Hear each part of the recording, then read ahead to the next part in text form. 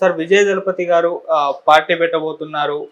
2026 elections లో participate చేయబోతున్నారు అని ఆయన అనౌన్స్ చేయగానే చాలా మంది ఆయన అన్నా డిఎంకే పార్టీని రీప్లేస్ చేసే స్టాలిన్ కి ధీటైన ఒక నాయకుడు దొరుకుతాడని చెప్పేసి చాలా మంది అనుకున్నారు సార్.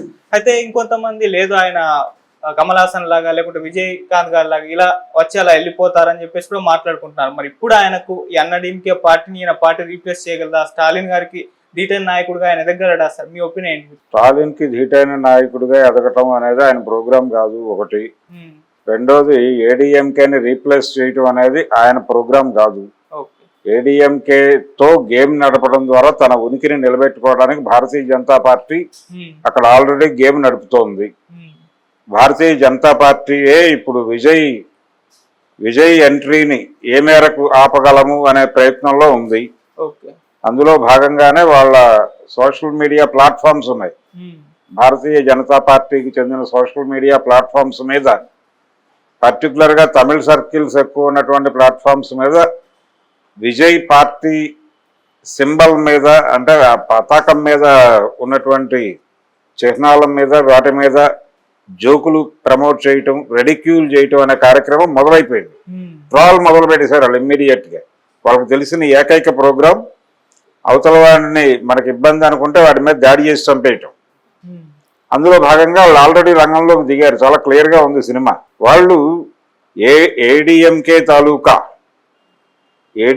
తాలూకా గందరగోళంలో ప్రవేశించి ఆ వ్యాక్యూమ్ లో లబ్ధి పొందాలి అనుకుంటున్నారు. అలాగనే ఆ పార్టీని తినేయాలని అనుకోవట్లేదు. వాళ్ళకి తెలుసు తమిళ సెంటిమెంట్ చాలా పెద్దది, అంత ఈజీగా భారతీయ జనతా పార్టీ వైపు వాళ్ళు టర్న్ అవరు అని తెలుసు. తన కంట్రోల్లో ఏడీఎంకే గ్రూప్స్ నడవాలి అనుకుంటున్నారు. రెండోది, జయలలిత గారు చనిపోయి ఇంతకాలం అయినా వాళ్ళకి జవసత్వాలు ఉన్నాయి అక్కడ. ఎందుకున్నాయంటే తమిళ ప్రజలకి ఆ బిలాంగింగ్నెస్ ఉంది కాబట్టి ఉన్నాయి. అది కూడా భారతీయ జనతా పార్టీకి తెలుసు. ఇప్పుడు ఆ ఏరియాలోకి విజయ్ ఎంటర్ అయితే ఇంకా గందరగోళం అవుతుంది పరిస్థితి. తనకి ఇబ్బంది పర్సనల్ గా. భారతీయ జనతా పార్టీ ఆ రెండు గ్రూపుల మధ్య ఆడుతున్న డ్రామాకి ఇది ఇబ్బంది అవుతుంది. అందుకని విజయ్ని కంట్రోల్ చేయటం అనేది వాళ్ళ ప్రోగ్రాం, స్టాలిన్ది కాదు. స్టాలిన్ ఉంటాడు, అయితే విజయ్ ఎమర్జీ కావాల్సినటువంటి అవసరం ఉంది. విజయ్ కమల్ హాసన్ లాగానో లేకపోతే రజనీకాంత్ పార్టీ పెడతాను నూరించి ఆఖరి నిమిషంలో హ్యాండ్ ఇచ్చి పారిపోయాడు. ఆయన పార్టీ పెట్టడానికి మ్యారథాన్ మేధోమథనాలు నడిపి ఆయన ఫ్రెండ్ సత్యనారాయణ గారు రజనీకాంత్ అభిమాన సంఘాలతో కొన్ని వందల సమావేశాలు నిర్వహించి పెట్టచ్చు, ఏం పర్వాలేదు అని చెప్పి ఒక నివేదిక ఇచ్చిన తర్వాత డేట్ అనౌన్స్ చేసి ఆఖరి నిమిషంలో వెనక్కి మళ్ళాడు ఆయన. కమల్ హాసన్ పార్టీ పెట్టినప్పటికీ ఆయనకున్నటువంటి ఇబ్బందులు రీత్యా ఆయన దాన్ని రన్ చేయలేని కండిషన్లోకి వెళ్ళిపోయాడు. ఇప్పుడు విజయ్ అలా అనుకోవడం లేదు. విజయ్ నిర్మాణాత్మకంగానే వెళదాం అనుకుంటున్నాడు. ఒక రకంగా ఇంకొక ప్రచారం కూడా జరుగుతోంది తెలుగు రాజకీయాల్లో. ఇది అంటే రీమేక్ సినిమాలు, పవన్ కళ్యాణ్ సినిమాలు అక్కడ రీమేక్ చేయటం, విజయ్ సినిమాలు ఇక్కడ రీమేక్ చేయటం అనేది గతంలో జరిగేది. కాబట్టి జనసేనకి రీమేక్ సినిమా తీస్తున్నాడు విజయ్ అని ఒక ట్రోల్ మొదలుపెట్టారు ఇక్కడ. సరే, రీమేక్ సినిమా చేస్తున్నాడా ఇంకొకటి చేస్తున్నాడా అనేది పక్కన పెడితే నష్టపోయేది ఎవరు? విజయ్ పార్టీ పెట్టడం ద్వారా. విజయకాంత్ లేడు ఇప్పుడు. విజయకాంత్ పార్టీ ప్రస్తుతం సుషుప్తావస్థలో ఉంది. కానీ దానికంటూ ఒక ఓట్ బ్యాంక్ సెక్యూర్ చేసుకోగలిగాడు ఆయన. ఇప్పుడు ఆ ఏరియాలో ఇది ఎమర్జ్ అవుతుందా విజయ్ పార్టీ? రెండోది, విజయ్ ఫ్యాన్స్ విజయకాంత్ ఫ్యాన్స్తో కంపేర్ చేస్తే ఇది పెద్దది. రెండోది, తను సీరియస్గా ప్రజలకి ఒక సందేశం ఇవ్వగలడు. భారతీయ జనతా పార్టీకి నెగిటివ్గా కూడా మాట్లాడున్నాడు ఆయన గతంలో. సో తమిళ్ సెంటిమెంట్ని టచ్ చేసి తమిళ రాజకీయాలకి తమిళ సినిమాకి ఉన్నటువంటి ఒక సంబంధం ఉంది. ద్రవిడ సిద్ధాంత ప్రాతిపదికన అది పెరియార్ రామస్వామి నుంచి పాదుగొలిపినటువంటి ఒక అభిప్రాయాలు. ఆ అభిప్రాయాలు తమిళ సినిమా ఎలా ప్రపంచానికి అందజేసింది అంటే ఒక రకంగా ద్రవిడ సిద్ధాంతాన్ని ప్రచారం చేయడానికి సినిమాని వాడుకున్నారు వాళ్ళు. రాజాజీ గారి కథలు సినిమాలుగా వచ్చినాయి. చికట్ల పార్వతి లాంటి సంగీతం శ్రీనివాసరావు గారు తీసి నేషనల్ అవార్డులు కొట్టాడు ఆయన. రాజాజీ గారి కథ అది. తర్వాత పెరియార్, తమిళనాడు రాజకీయ నాయకులు అందరూ సినిమా రచయితలే. వీళ్ళు వాళ్ళు అని లేదు. పెరియార్ రాశాడు, అన్నాదురై, కరుణానిధి, వీళ్ళందరూ ఆపాదులోంచి వచ్చిన వాళ్ళే కదా.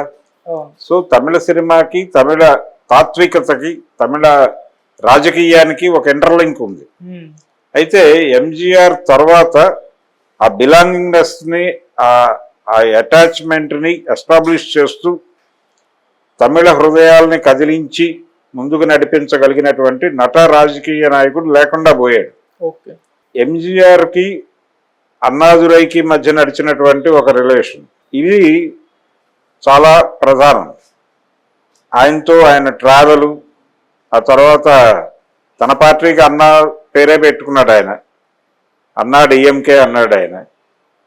సో కరుణానిధికి ఆయనకి మధ్య ఉన్నటువంటి కాన్ఫ్లిక్టు, ఆయన ఇమేజ్, ఆయన సినిమాల్లో తన ఇమేజ్ని పెంచుకుంటూ వెళ్ళిన పద్ధతి, అవన్నీ ఎంజీఆర్కి విపరీతంగా కలిసి వచ్చినాయి.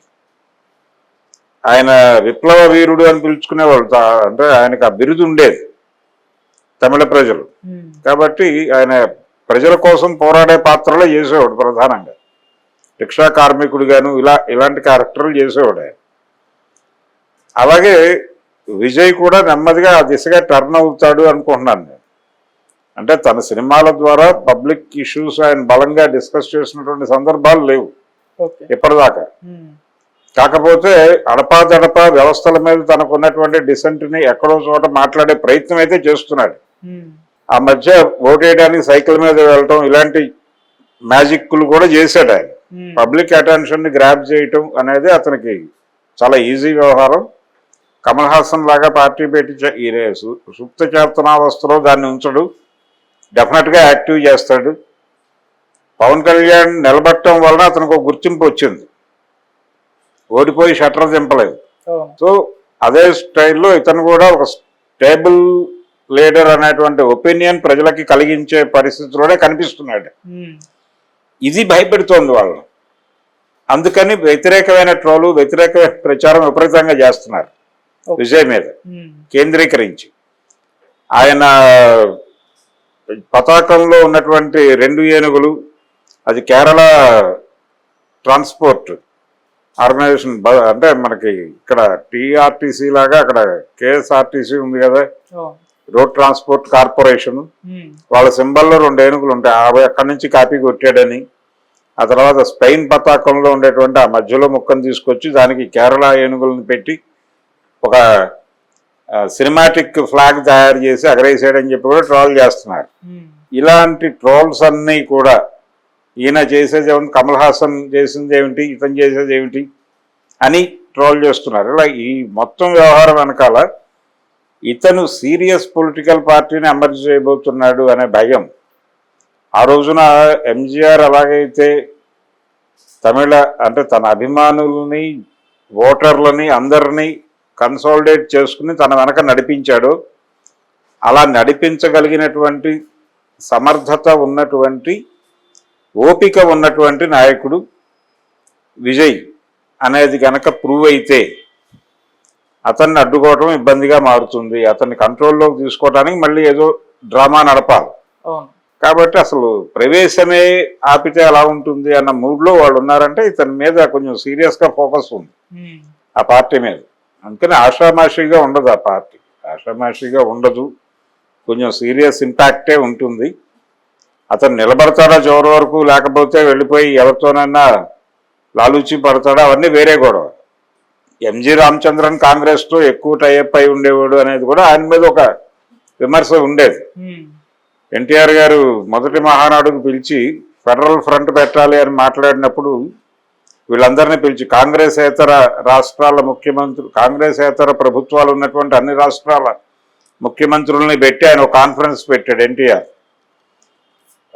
ఫారూక్ అబ్దుల్లా కాశ్మీర్ నుంచి వచ్చాడు, ఎంజీఆర్ గారు తమిళనాడు నుంచి వచ్చాడు, రామకృష్ణ హెగ్డే గారు కర్ణాటక నుంచి, ఇలా అందరినీ పిలిచి చేస్తే ఎంజీఆర్ గారు మార్నింగ్ సెషన్కి ఉండి మధ్యాహ్నం సెషన్కి వెళ్ళిపోయాడు. ఆయన ఇదేదో కొంచెం తేడాగా ఉంది వ్యవహారం అని చెప్పి గమనించి గుర్తించి వెళ్ళిపోయాడు.